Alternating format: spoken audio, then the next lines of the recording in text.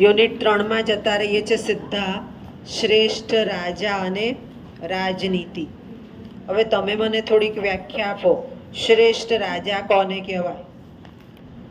રાજા કેવો હોવો જોઈએ? હે બોલો, તમારા મનમાં જે સવાલ હોય, જવાબ હોય બોલો. શ્રેષ્ઠ રાજા કેવો હોવો જોઈએ? શ્રેષ્ઠ નહીં પણ રાજા કેવો હોવો જોઈએ? શ્રેષ્ઠની વાત તો પછી આવે. રાજા કેવો હોવો જોઈએ? હે દેખાવડો એવું ના, બોલો. રાજા કેવો હોવો જોઈએ? શું? પ્રજાની સેવા કરે એવો. રાઈટ. પછી રાજા કેવો હોવો જોઈએ? હે પ્રજા, મને ના સંભળાયું, મોટે જ બોલ. Right right. તમે લાઈન ઉપર જાઓ છો, સમજી લઈએ. રાજાના લક્ષણો આપ્યા છે. પહેલું જ લક્ષણ આપણે રોજે રોજ બોલતા આવીએ છીએ કે આપણે કેટલા વેરા ભરવાના. તો રાજા એવો હોય કે પ્રજાનું શોષણ ના કરે, પોષણ કરે, આપે, લે નહીં. પહેલાંના સમયમાં રાજ દરબારમાં રાજ ખજાનાનો ઉપયોગ થતો. હવે તો રાજ ખજાના જ નથી, ઉપયોગ ક્યાંથી થાય?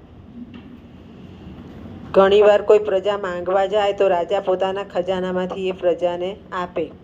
એટલે રાજા કેવો હોય તો શોષણ ના કરે, પોષણ કરે, પોષક રહે. પોષણ માટે નીતિ શતકમાં બહુ સરસ ઉદાહરણ આપ્યું છે કે જેવી રીતે ગાય તાજા જન્મેલા વાછરડાનું ધ્યાન રાખે છે. વાછરડું જન્મે છે ત્યારે એ સીધું ધીમે રહીને ઊભું થાય છે. કેમ ઊભું થાય છે? તો માનું સાનિધ્ય છે, ગાયનું સાનિધ્ય છે. નાનું બાળક પણ છે તો નાનું બાળક જન્મે છે તો સૌ પ્રથમ પોતાના માતાના મોઢાને કે સ્પર્શને અનુભવે છે. એટલે જેવી રીતે માતા બાળકનું ધ્યાન રાખે એવી રીતે રાજાએ પ્રજાને પોષક તરીકે રહેવું જોઈએ. ત્યાર પછી સામ દામ દંડભેદ આ 4 નીતિ છે. સામ એટલે સમજાવીને કામ લેવું. દામ એટલે ધમકાવવું કે આમ નહીં કરો તો આમ થશે. દંડ એટલે નહીં થાય તો આ દંડ ભરવો પડશે. અને ભેદ, ભેદ એટલે સારો માણસ છે એને જુદો પાડી દેવો અને ખરાબ માણસને બહાર મોકલી દેવો કે તારું અહીંયા કામ નથી. આ રાજાએ પોતાએ નિર્ણય લેતા આવડવું જોઈએ કે મારે આ ટાઈમે કયો નિર્ણય લેવાનો છે, સામ દામ દંડ ભેદમાંથી. તો જ એ પ્રજા સાથે વધારે સફળ જાય. હવે આ શ્રેષ્ઠ રાજા છે. રાજનીતિ, ઘણીવાર આપણે શબ્દ વાપરીએ છીએ. પોલિટિક્સ નહીં વાપરવાનું. પોલિટિક્સ એટલે રાજનીતિ. રાજનીતિ છે કેવી છે? તો વારાંગના જેવી છે. એવું પણ નીતિ શતકમાં ઉદાહરણ આપ્યું છે.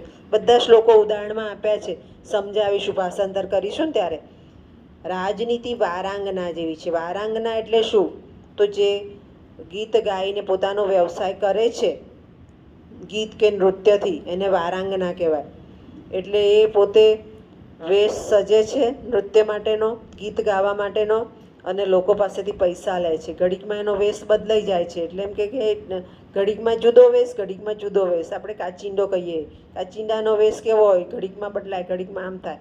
તો વારાંગના પણ એવી છે કે જ્યારે જે એને પાત્રમાં જવાનું હોય એ પાત્ર પ્રમાણે જાય અને વળી પાછી સિમ્પલ થઈ જાય. વારાંગના એટલે ગાવાનો વ્યવસાય કરે છે, નૃત્યનો વ્યવસાય કરે છે અને એના દ્વારા કમાણી કરે છે, એને વારાંગના કહેવાય. એટલે રાજનીતિ પણ એવી છે, ઘડીકમાં બદલાઈ જાય અને રાજનીતિ પર વિશ્વાસ મૂકી શકાય નહીં. સત્ય અસત્ય રાજનીતિમાં જોઈ શકાય નહીં, પ્રેક્ટિકલ થવું પડે. સત્ય અસત્ય, પ્રમાણિકતા અપ્રમાણિકતા રાજનીતિમાં આવે નહીં. કોઈ વ્યક્તિ અપ્રમાણિક છે પણ સાચું બોલતો હોય તો ત્યારે એની તરફ રાજાએ નિર્ણય લેવો પડે.